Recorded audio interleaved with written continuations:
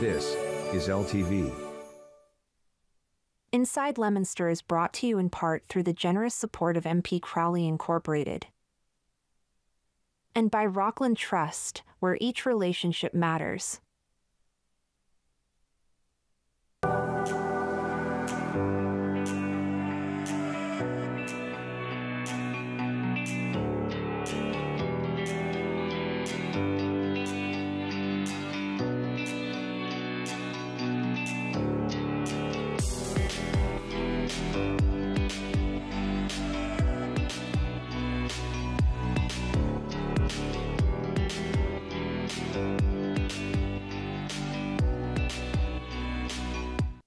Hello and welcome to Inside Leominster. My name is Dean Mazzarella, Mayor for the city, and yes, we're live today and we have a busy show on this Thursday, the 20th of November, and lots to talk about.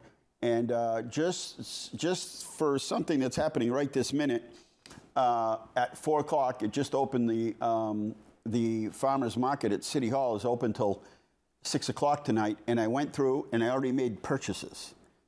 Some really cool things in there. There's some crafters in there. There's some folks with honey, in growing places in there with radishes and turnips and onions and you name it. They got it, broccoli and cauliflower and tomatoes and all really fresh potatoes. Everything that you're going to need for Thanksgiving. And oh, by the way, next week, I think it was Tuesday night, it dawned on me. I thought it was, and it happens every year, I thought it was another week ahead. I didn't think it was next week. I thought it was the following week. Lo and behold, it is the 20th today, and next week is Thanksgiving. So just to get you ready, a few other notes to tell you is that the Festival of Trees, if you go to City Hall tonight, you get like the 2-for-1. You get to see the Festival of Trees, and you get to the farmers market. So that's going on right now. I wanted to put that out to you. City Hall's open till 5:30, in other words, the offices, but everything else for the farmers market and the Festival of Trees is 6 o'clock. So much going on, and I will tell you that we have so many events happening between now and the end of the year that we had to put together a Spend the Holidays special edition that will go into, it's happening in Leominster. It's 4 pages long with a calendar that you can put up on your refrigerator or somewhere else as a daily reminder of what's happening. So good stuff.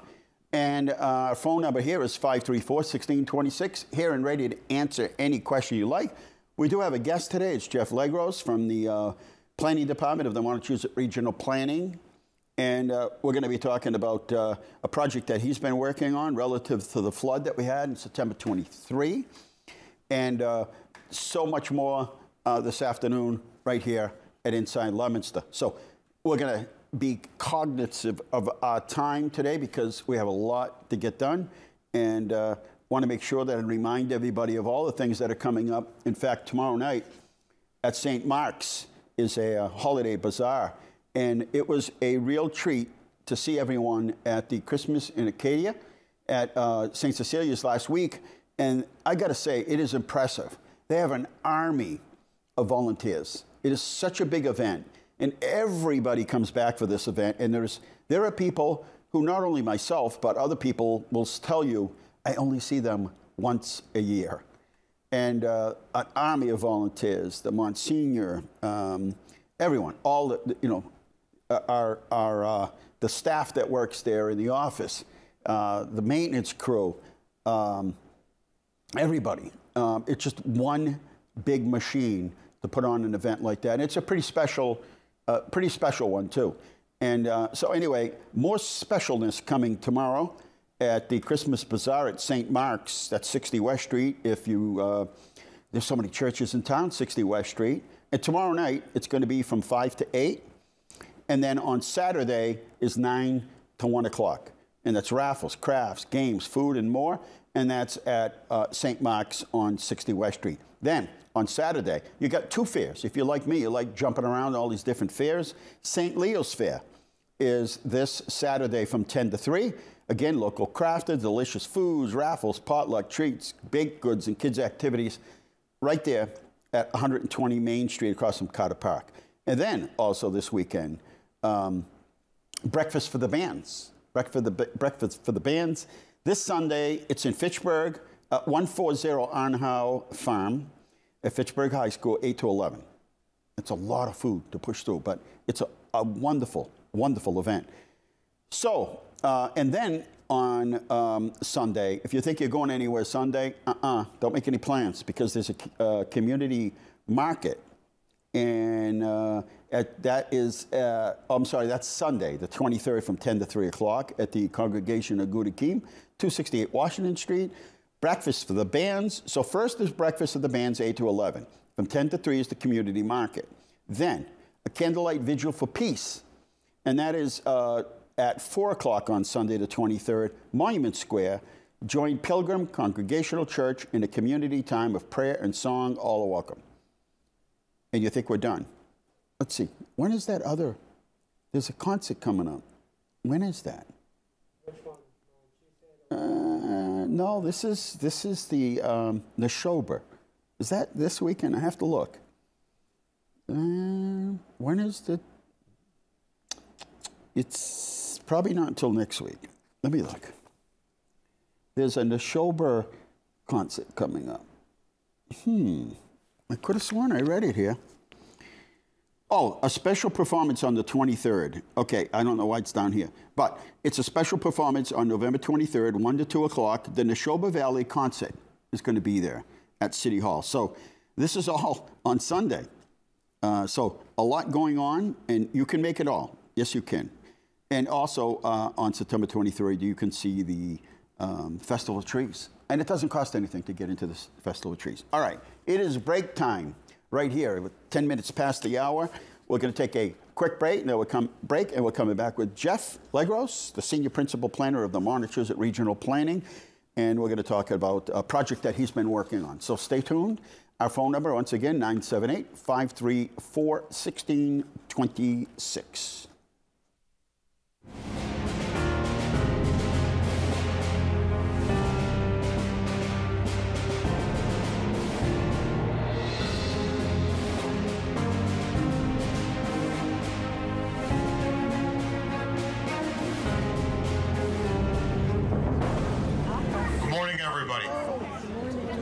Thank you for being here on Veterans Day 2025 if you're here for the City of Leominster. For those who do not know me, I'm Corey Hausman. I'm the Director of Veteran Services for the City of Leominster. I started in September. And today is a perfect example of something I learned really fast here at the City of Leominster, and that is the outpouring of support that this community gives. Just last week, the Veteran Services started a food pantry because of the SNAP crisis and everything, and within 48 hours it was full. And again, with the outpouring of people here today to support this, just reminds me of how much the love this city has for its veterans. So thank you all for that. Please help me in welcoming Wanda Scott, U.S. Army veteran, Blue Star Mother, for the Veterans Prayer.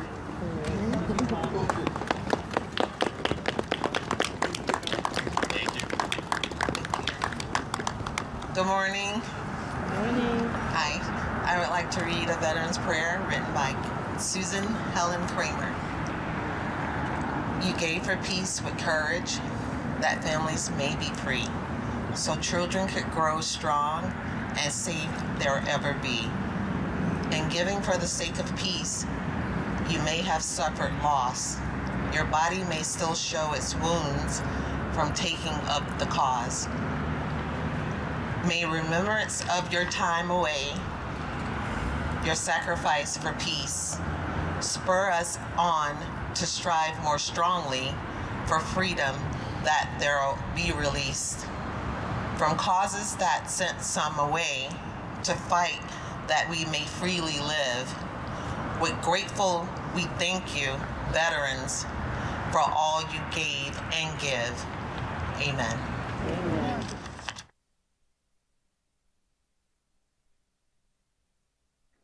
And we're we're back here at Inside Leominster, and we had a wonderful Veterans Day. As I said last week, I think it was one of my faves, my top 2.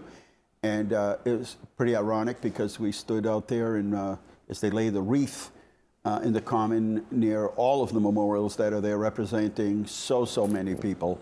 It started to snow, and it was cold, but there was a lot of people, and it was nice. As I said, I looked to my right and left, and there's still flowers. Even though it was snowing, there's still flowers on the plants in the common. So Veterans Day Boulevard, right on the connector, we put up 3,500 flags. Got really windy, so they ended up taking them down a little earlier. But, you know, next year we'll have it ready to go. We know how much time it takes and how many volunteers it takes. So maybe even for Memorial Day. All right, we're back here. Our phone number, once again, 978-534-1626. Jeff is here. He's the Senior Principal Planner at Montezuma Regional Planning. And thanks for coming on. Yeah, thanks for having me. I know the city's still doing a lot with flood recovery and Sure. the Moonoosuc Brook project getting ready to get started. That is have you been by it all? I have. I've seen. It is incredible. Still bringing the equipment. Yeah. And it is. First of all, I think we got the right contractor. He's very organized. He's done these projects before. The deck, the parking lot between the 2 restaurants. In the day, there were a lot of buildings built. If you go to Amesbury, in the downtown, Yeah. Leominster, places around not only the state but the country, they just built over the river. Yeah. It wasn't uncommon. It's like, oh yeah, we just, you know, we've got. And when they took the buildings down, either through fire or decided they needed to take them down, they were vacant too long or whatever, all they did is bring them down to street level and pave over them. Well, the rest of the building's still sitting there. And a lot of what's under it is asbestos. So that has to come up. Yeah. And when you start messing with asbestos, then you have to do air quality checks, like around the clock. Yeah. And you've got to know which way the wind's blowing.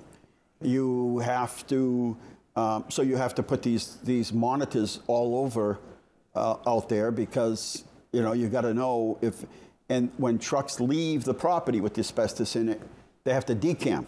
They've got to decontaminate anything that might be on those trucks. Well, it's going to be winter time, so we need hot water, and we need to be able to capture that. So how do you make hot water and then take that water, filter it, and then you could put it into the sewer? Yeah. There's so much that goes into it. That's before they get started. Yeah. And then you've got to provide a mechanism for the water to continue to flow while you're ripping everything apart. And so DEP will be out there tomorrow for inspection. They want to make sure that, I'm sure they're mostly concerned with the air quality. And they have like seismographs out there. Wow. And they're set up in the event that, you know, it gets too loud or there's too much shaking, it's going to signal an alarm. Yeah. There's staff on board that will be there most of the time, if not all of the time, monitoring the air quality. Yeah. So it is, before you even get started, it is millions of dollars just to stage the area and bring in the, bring in the equipment. So it's going to be interesting. We're going to do a little cable show and go out there and actually show, what about the monitoring, and how they're going to do the project and all of that. So, wow. Pretty neat.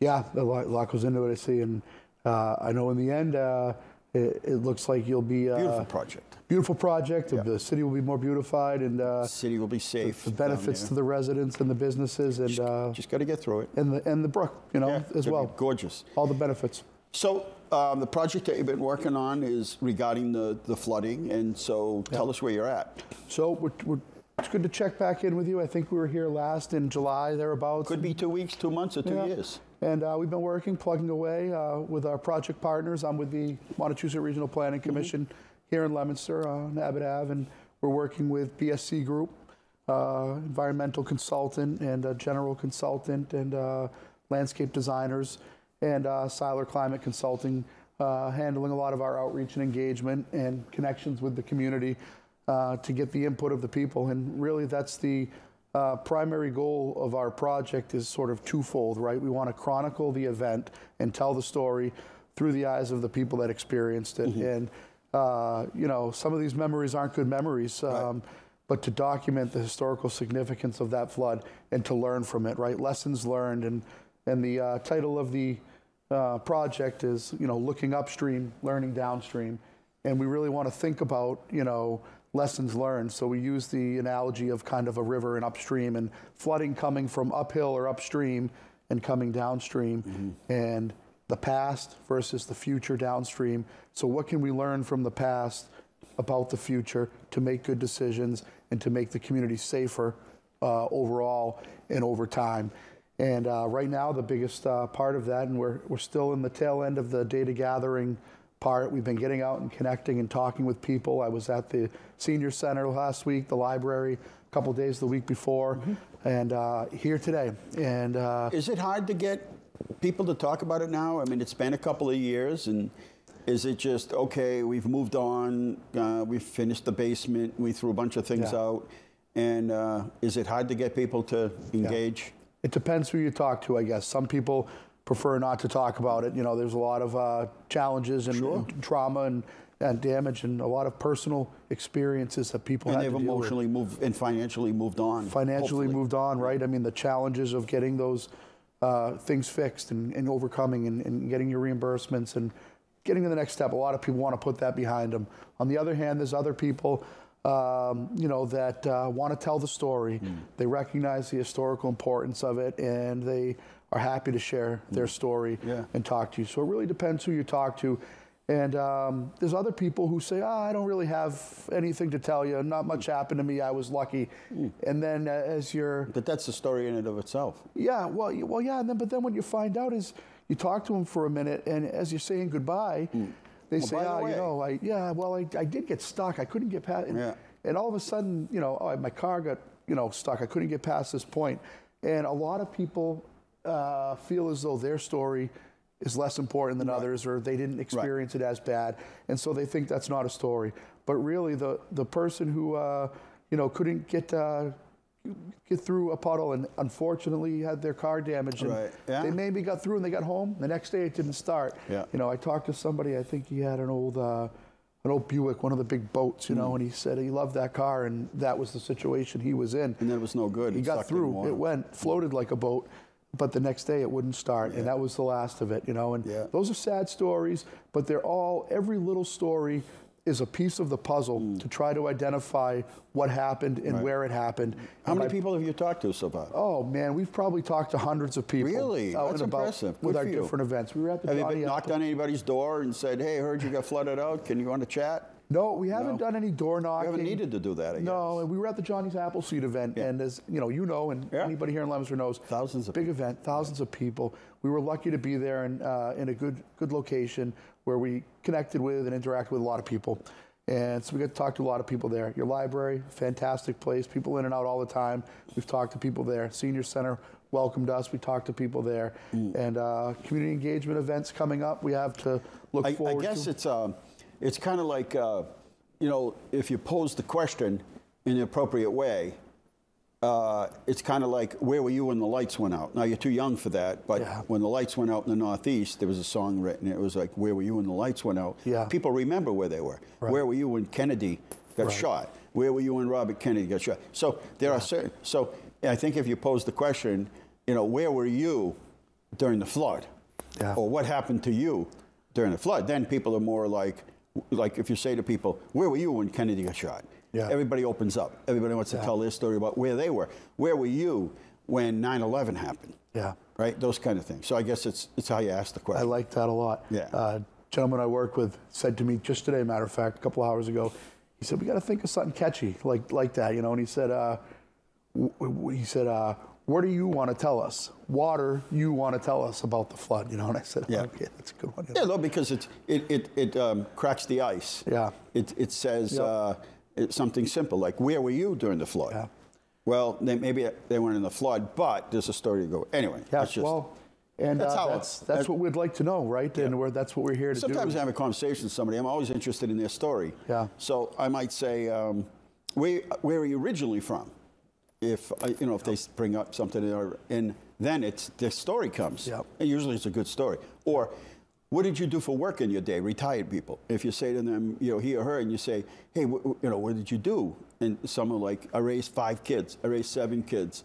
I worked in the cafeteria and I had a job at night. Yeah. Or I was a construction worker. And then the story just, then it's just, phew, it's great stuff. I love, if I could only capture the stories of the people that I talk to, most interesting. I remember them. I don't necessarily put them in a chronicle. I don't necessarily sit down. And that's where a podcast may help, where I can just sit down and like tell the stories of the people that I've met. But, you know, and it's hard because I remember at our business, we got flooded out, 2 floors. And we had purchased everything for the holidays to sell retail in January because it was hard to get product and we want to make sure we had it. And usually that's not what we do. Ours is delivery to the floor. So in other words, we get it and it goes right on the floor, not store it. And then, so we got it in late August and then we got flooded. And the hardest part was I'm picking everything up and I'm like, oh yeah, I think I could save that. And I think I could save this. Or let's get fans down here and we'll dry this out. And it took my good friends, my close friends, to say, look, this stuff is wet. The boxes are going to get mildew. It's going to turn, it's going to smell. You're going to have mold. And the problem is tenfold. It's going to smell. That moves its way upstairs. This isn't, and it took a lot to bring in dumpsters and throw away tens of thousands of dollars worth of things. And just throw them away. So there's a financial and emotional thing. But as I said, I have good, honest friends who said, look, you got to kind of separate this stuff because you're not going to be able to save it. And I'm over there holding each thing like, oh, this thing's, you know, there's 50 of these things and they're $10 a piece, my cost, and that's $500. That's just one box. But it's paper boxes. They're in paper boxes. Part of it just, I'm not going to be able to save them. And off they went. That's a hard thing. And we got no insurance. We didn't put in for any assistance to the federal government or anybody else. We're like, no, let's, you know, let somebody else have it. And so that's why some people may not. But ask them the right question, and they start talking, and then they share their story.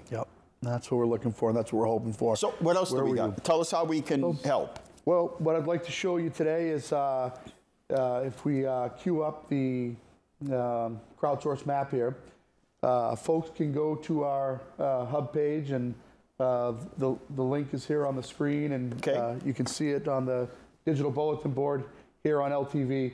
But yeah, if you go to the crowdsource map, you pull it up, and you can click on the blue button as you scroll down. You can read some instructions, and then click on the blue button to map an observation.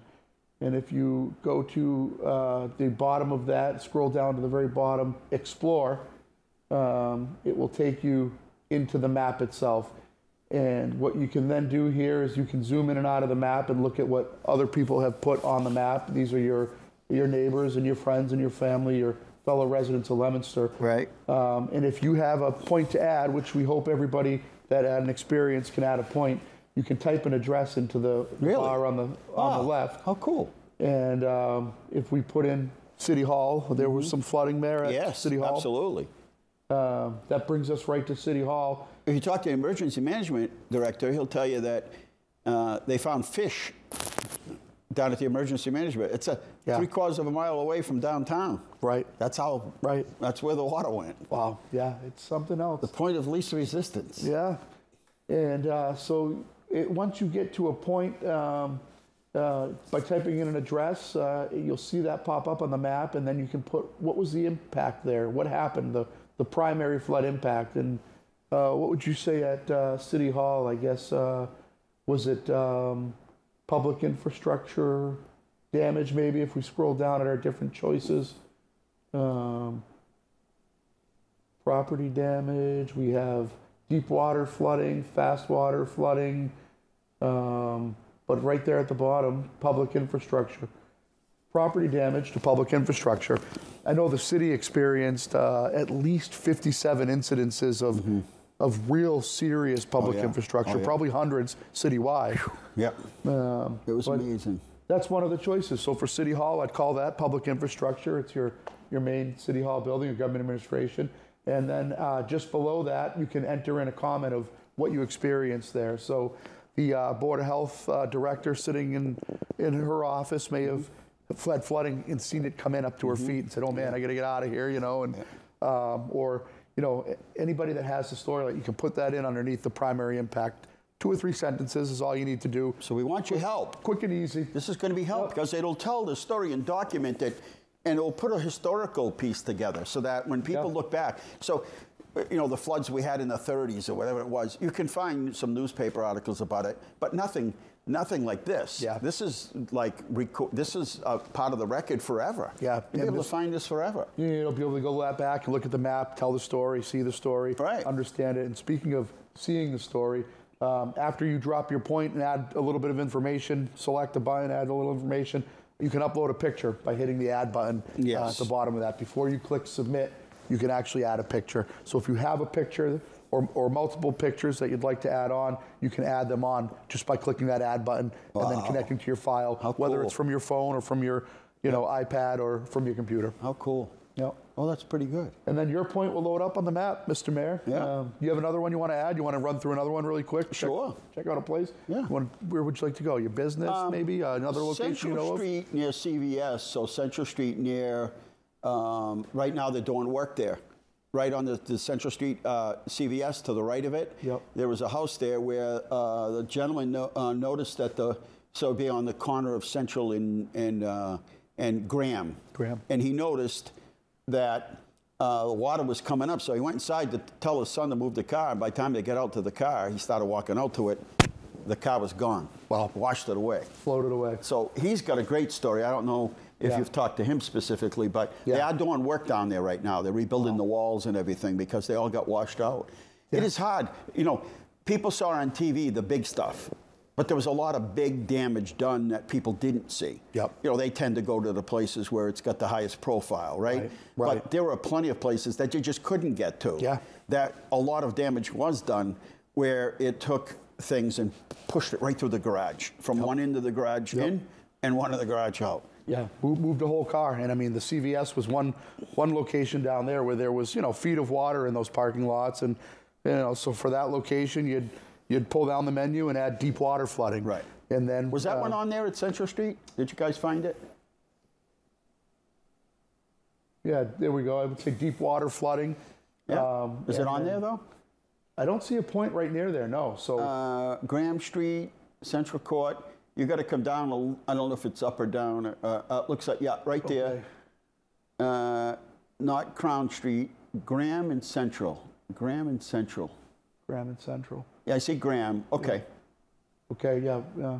Graham and Central. That looks like CVS right there, or that's the gas station. I can't tell which one it is. Yeah. So I don't see a point across the street there. They're doing work down there, so it's a good spot for you to stop down and see. So if your friend's watching too, and he gets on the map, he's watching the show, we just explain how to do it a little bit, or if he has any questions, he can give us a call or look on the People like to tell their story. Yeah, he can drop a point, tell the story of his car. I mean, the power of water. It's going to go where it's going to go. It's going to go where it's going to go. And it takes anything out with it. Yeah. I was behind Wyman's. Yeah. And it's dark. It was pouring rain, and I'm soaked. And it was one of the spots I could actually get to. And something went by me. And I realized later it was a dumpster. And there's a 40-yard storage container. And it started to loosen. And I don't know if they were doing work inside, so they had material in. Yeah. And it started to come, and it stopped. There was a tree. It stopped it from going in. I don't know. They were taking out the bridge. Right. Because there's a footbridge out there as part of the rail trail. 40-yard dumpster. And it just went by me like. And then we found a dumpster, several, but we found one. It didn't have any markings on it, so we didn't know who to call. And it was down by Cotton and Pleasant Street, in the middle, on the side of the road, out in the street. Yep. And finally, I went by. I'm like, "Who's this belong to?" We never found out who it belonged to. It had just floated there from somewhere. We came from somewhere, and nobody called saying, "Hey, I mean, who do you call? I'm missing a dumpster," Right. And man, there was so many situations where there was like entire, yard furniture. Yeah. That just got swept down. Wow. You know, it ended up in the Nashua somewhere. Right. Literally. Yeah. Is there a phone number or a way people can reach out to you specifically? Yeah, let's pull up the hub page real quick, and I'll show you, in addition to this crowdsourced map, we have a whole informative web page where you can connect with us, interact with us, follow the project. As you scroll down on the home page, you can link to the different functions of the page, learn a little bit more about what it is and what you're doing. If you go up one tab to the left of that to the Leominster flood story, you can view a story map that we're preparing, where we're pulling together points that we're learning on this map now. As they're getting uploaded to the map, we're bringing them into the story, and we're telling the story in a story map. And as you scroll down, you can see some images and pictures of different locations on the map on the right. Amazing, huh? What happened there? And you know, we were so much involved in it that and you're involved in the next steps. Yeah. So going back or looking back is like impossible for us. We just didn't have the time, and you know, you don't have time to look back. Right. It's you're looking forward, looking ahead. You're putting in for a grant, talking to the people from the state and the federal government. Everything is ahead of you, and so this is excellent because someday I'll actually get a chance to go back and look at it. Right. And speaking of that, you know, everybody's busy right now, from the city to the state to our regional planning commission. Looking for grant funding to help build resiliency, and not just to repair what happened, but also then to build resiliency for the future, to make impacts less impactful or less dangerous to people in the future, and by being able to better handle and accommodate flooding through what we call nature-based solutions, right? Working with nature to handle stormwater and flooding in different and better ways. And what this project is going to allow us to do is to identify the areas where those resources are needed, right? Where those repairs are needed, and where those resiliency measures or mitigation measures are needed, right? Nature-based solutions, and where we might be able to put them. And if you want to get involved, you can go to the Get Involved tab here, and as you scroll down, you can look at upcoming events that we might have. And if you scroll all the way to the bottom, you can actually enter your name in. Our email address is there. So you get a copy of everything? Yep, flood@mrpc.org. Or you can click on the button to get involved and enter your contact information into the fields on this page. And we ask people to do that so that you can be informed and learn. Get a copy of it when you're done. And get a copy. Somebody emailed me and said, "What time? When will the project be done, or when can somebody expect to see the whole thing?" Yeah. So we're going into the next stage now, where we're going to start connecting about prioritizing areas where nature-based solutions are needed. Right.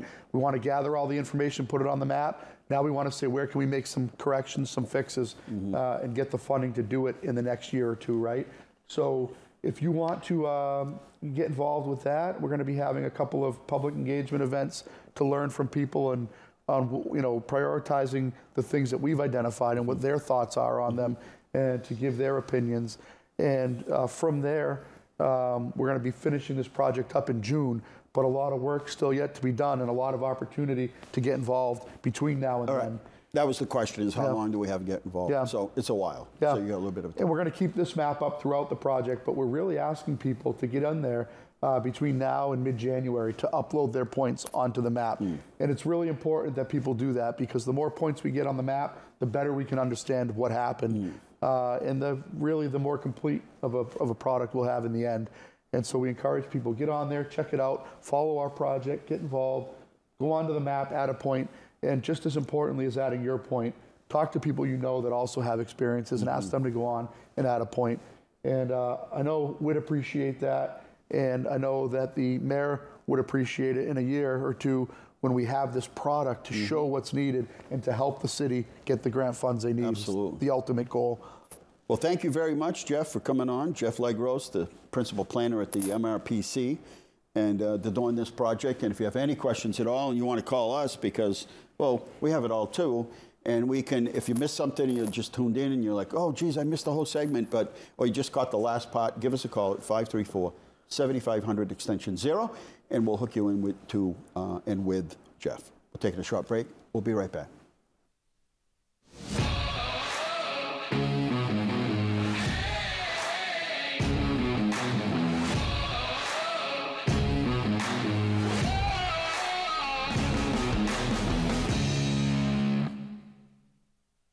first and 10 from the 9. Excuse me, that's going to be first and goal from the 9 for St. John's.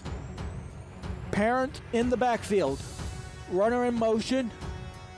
Snap. Boudreau hands off Parent. Parent looking for an open way, and he's got it. Touchdown, St. John's. And Maxwell Parent responds for the Eagles, and we are tied at 6 apiece.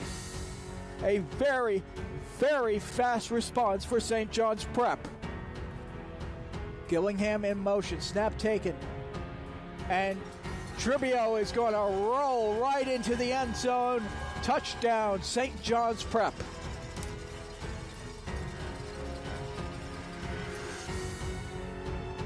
Getting his guys set. Snap taken. Lopez under pressure. Gets through. End zone. Touchdown, Leominster! Osiris Lopez runs it in himself. First and 10 from the 13, so it was ruled a catch by Oliver, and what a catch it was.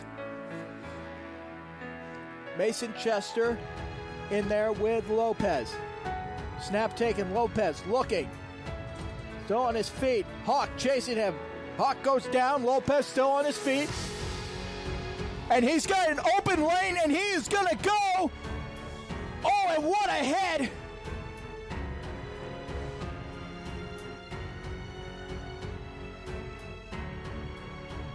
Parent is going to quarterback again. Snap, and he's going to run it in himself. Touchdown, St. John's. Tough way for the Blue Devil season to end in the round of 8. From us here at LTV, our next broadcast will be Thursday morning at Crocker Field in Fitchburg, Massachusetts for the Thanksgiving Classic. And we'll see you on Thanksgiving morning. Good night.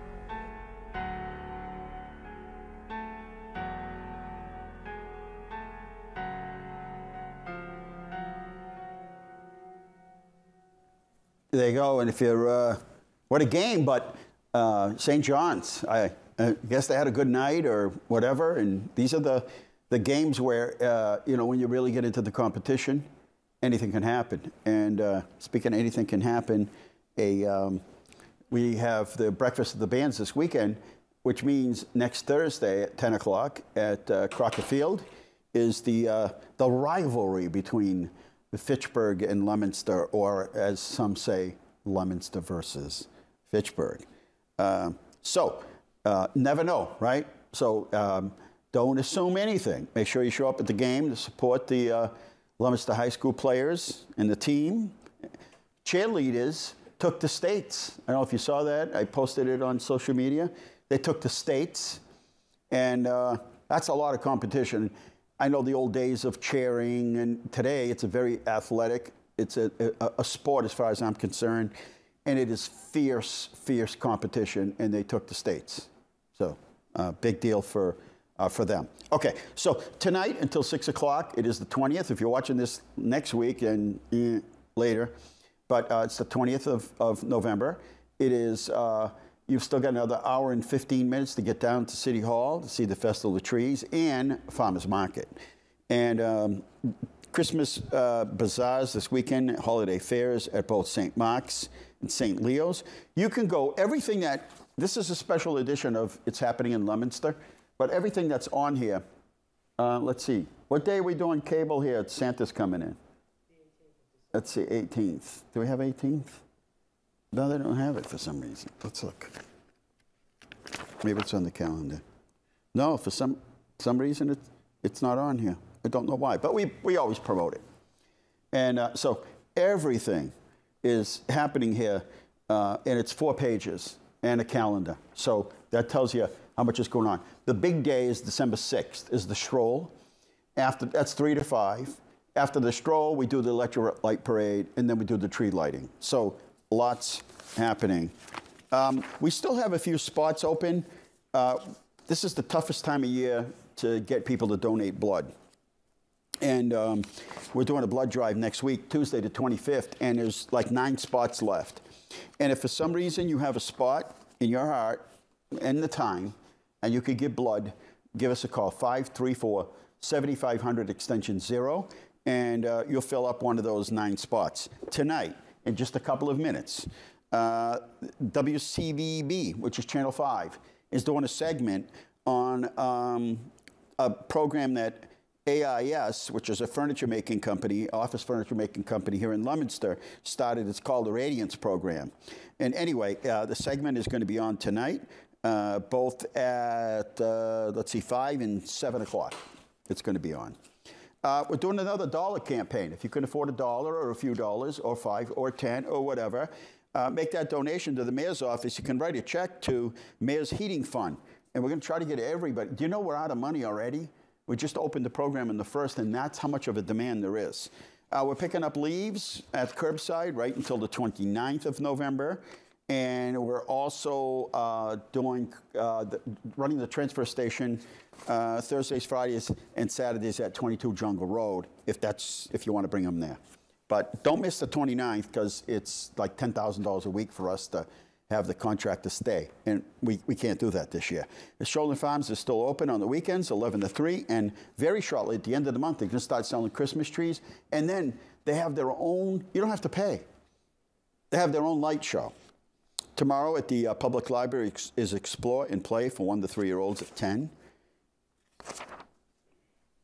So much. I could spend an hour just talking about what's going on in the next 30 days. As I said, the Candlelight Vigil for Peace, 4 o'clock downtown on the 23rd on the Common. 9 seats left for the blood drive. I know there's a couple other things I wanted to put here. Caroling on the Common, December 15th, 4 to 5. And this is, when the holidays are finally done, there's a certain amount of exhaustion, like, whew, so much to be done in a short time, events to attend, parties to attend, get ready for the holidays, and then they're over. And so the Merrimack Valley Ringers come every year after the holidays. Now, they do a number of concerts before. I think this is the best one because it gives everyone a chance to take a deep breath and just, as we say, chill out for a minute. And so their concerts are all done, our holidays are done, and you come to the First Pilgrim Church downtown on January 4th at 7 o'clock at night, and you just kind of sit in one of the pews, take a deep breath, and the rest is magic. So that's important. Again, the new It's Happening in Leominster edition is out, along with our Spend the Holidays issue of It's Happening in Leominster. So a lot going on. All right, let's do some slides because we're running out of time here at 4:46. Here at Inside Leominster, our phone number hasn't changed at all. It's 534-1626. Everyone on social media has questions. And I tell them, just call. Either call my office or you probably have the question you're asking is probably the same question everybody's asking. So why don't you call the show? And then everybody can hear the question and they can hear the answer. You can email us or, yeah, or just call and they'll read it. You should say, I don't want to go on the air, but my question is, what's going on with this or what's going on with that or when the tax bill coming out or whatever. It's National Future Teachers of America Day. It's Great American Smokeout Day, International Hugger Runner Day, that's if you can catch them, National Absurdity Day, National Payback Your Parents Day. I don't know, can you ever pay back your parents for everything they do for you? No, but you can try. You know how you can try? Bring them some peanut butter fudge, because it's National Peanut Butter Fudge Day. It's National Rural Health Day and World Pancreatic Cancer Day. Listen to this, 1958, that's when the Muppets started. I didn't realize it was that early. I knew it was the 60s, but it started in 1958. And in 1975, Ronald Reagan says, I'm running for president. In 1981, Ringo releases Stop and Smell the Roses, but he did that in UK. And I don't know that it was that big of a hit here in the United States, but it still gets some play. 1982, Drew Barrymore hosts the Saturday Night Live show. She was only 7. You know when she was promoted? What? Was it? 1982. Wow. ET's all the way back there, huh? Yikes. 85, Windows 1.0. Is there anything, we have young people in the production area back there. Is there anything that's so popular this holiday season that people are going to stand in line for it? Is there anything, something new electronic? Is there anything? Hi. What is it? Ask Hi, the Labubu doll? Was those little ones that go on your backpacks and stuff? Yeah. Oh, yeah, Labubus. Yeah, those are popular. But is anybody going to stand in line for them? Are they having a shortage or something? Yeah. Oh, okay. You have to get them online. There are a few stores That have scattered them. around. Salem, Mass. Wow, how cool. All right, so there is something.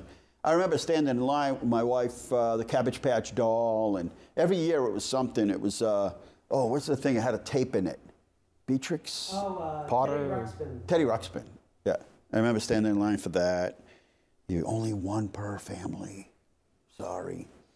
And there was always a computer or a television set or something. And 86th World Health Organization announced the first global effort to combat AIDS.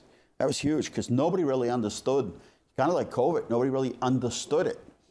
And 2001, United States President George W. Bush dedicates the United States Department of Justice headquarters to Robert F. Kennedy Justice Building on what would have been his 76th birthday. And how ironic that his son is now serving the President of the United States in Washington. Huh? How ironic.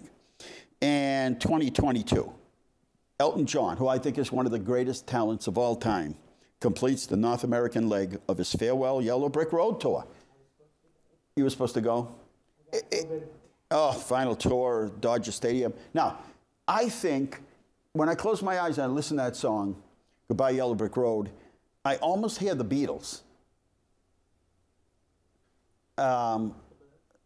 Like I almost hear, like, this is a Beatles song. I think Yellow.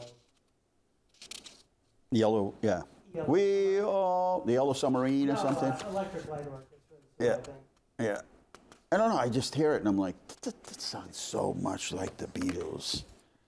And, all right, so we got through that. Let's do pictures of the week, and then we can chat some more about spending the holidays in Leominster, because so much going on and so many people to thank. It is a big effort to, all right, so work begins at the Minnesota Brook, and they've actually brought in more equipment. That's actually an old picture. We have we can watch the project live from 3 different cameras. And just today, we're bringing it. I thought there was no way they can fit any more equipment. They brought in more equipment. Now, we want people to continue on with their holiday parties. We want them to continue on to go to Brady's and Bonito's and Logan's and Soul Career and Columbia. And we want them to continue to visit all of those restaurants. So we've added the Flamingo Express. And all you do is make that phone call, and they'll come pick you up. And it doesn't have to be any particular parking lot or any street, but it should be in the downtown area. And we'll pick you up, and we'll deliver you to wherever it is you want to go. Louis Sharp and Tearsting, I think some of these pieces, you see that piece right there on the right-hand side, lower right, that piece, I believe, if I'm correct, is 65+ years old. And it's been restored.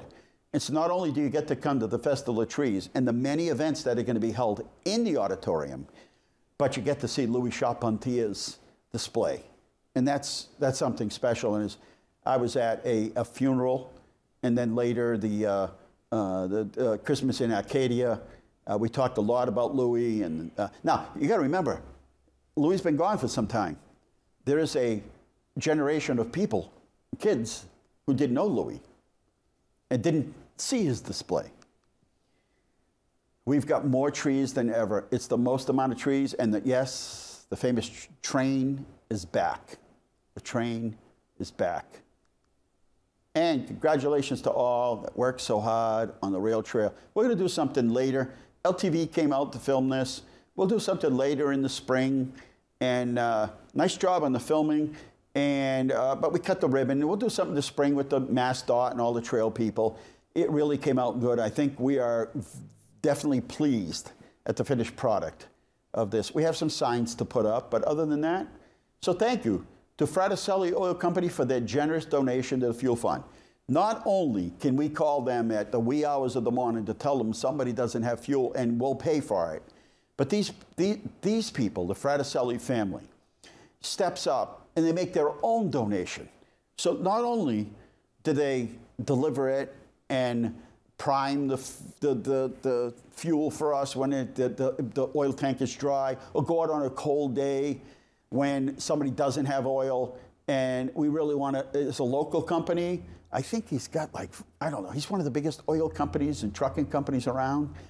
Third generation, I knew his grandfather, I know his father and his uncle and his other uncle and his grandmother and the whole family. And his wife is definitely an absolute gem and a big supporter of our community. In fact, don't be surprised if you see her driving the Leominster Flamingo Express. How's that? Huh?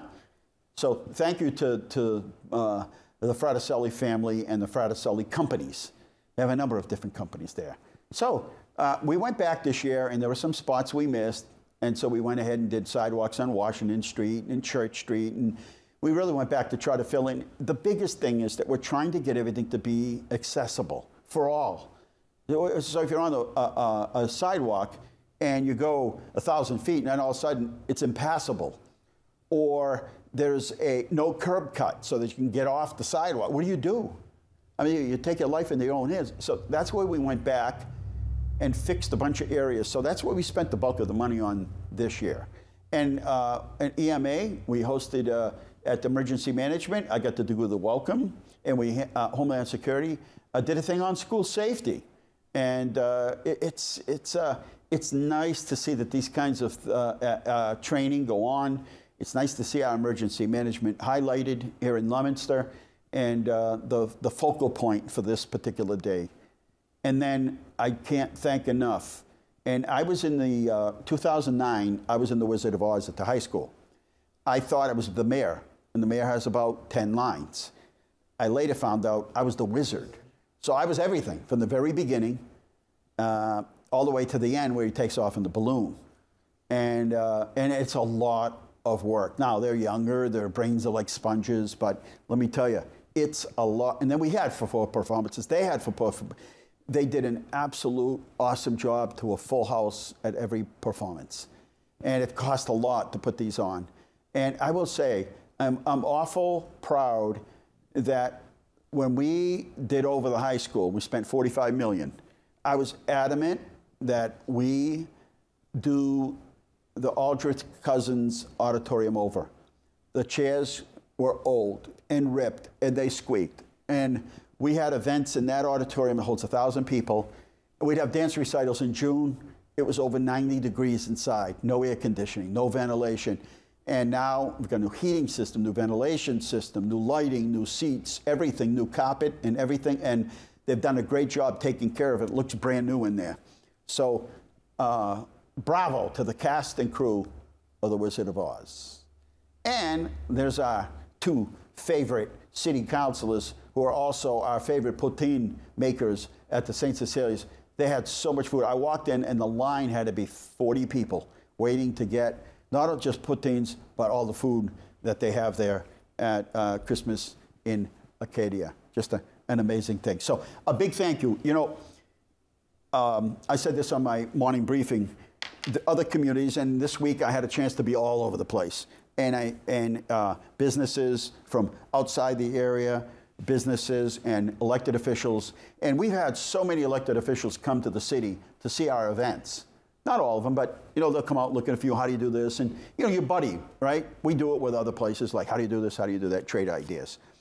And they are just amazed at all of the different activities. And if you talk to most people, and they'll, just today at City Hall, and somebody was telling somebody new in town, oh, you're gonna love it here, all the different things. You might not get to them all, but you're gonna love the fact that they have them. It's an option for you to go. And the one thing that I hear all the time is, we love all the events that you have in town, but it takes a whole lot of people and donations and time. And this morning it was cold, and you can't really put Christmas lights on the trees with gloves, and they're putting the final touches on the trees downtown, you're putting up wreaths. It's a lot of work. They did Carter Park. I mean, there's just lights everywhere and decorations and so much, and Shoalin Farms. And yes, it takes city employees, it takes volunteers and businesses, and but all that hard work, and I think I speak for all of that team that puts all this festival of trees and everything together, that put it all together, that when they see the reaction and the response from the community, it is what makes it all worth it.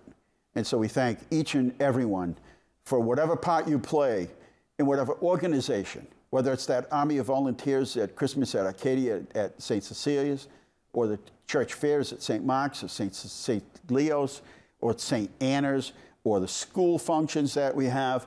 It is just, these things are just everywhere. And so we have, to make your life easier, we put together a 4-page Spend the Holidays in Leominster. It's available online. And we also will be circulating them throughout a number of businesses in town. And then also we'll have, and we've got them in print at City Hall. So we're out of time here at Inside Leominster. I want to thank you to the whole crew for coming in. It is a pleasure to be here every Thursday night. Santa will be on the 18th. Santa will be on the 18th. And so make sure you cross that and mark that on your calendar. Good night. God bless you. Remember, the world's run by those who show up. Thanks for showing up. Good night.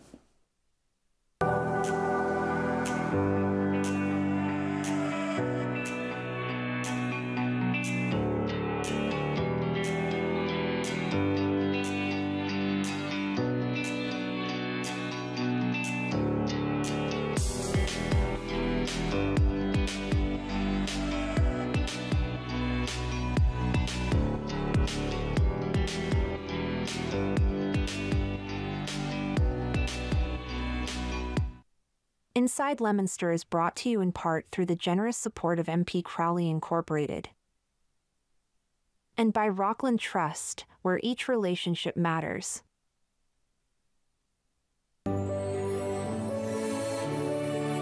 This is LTV.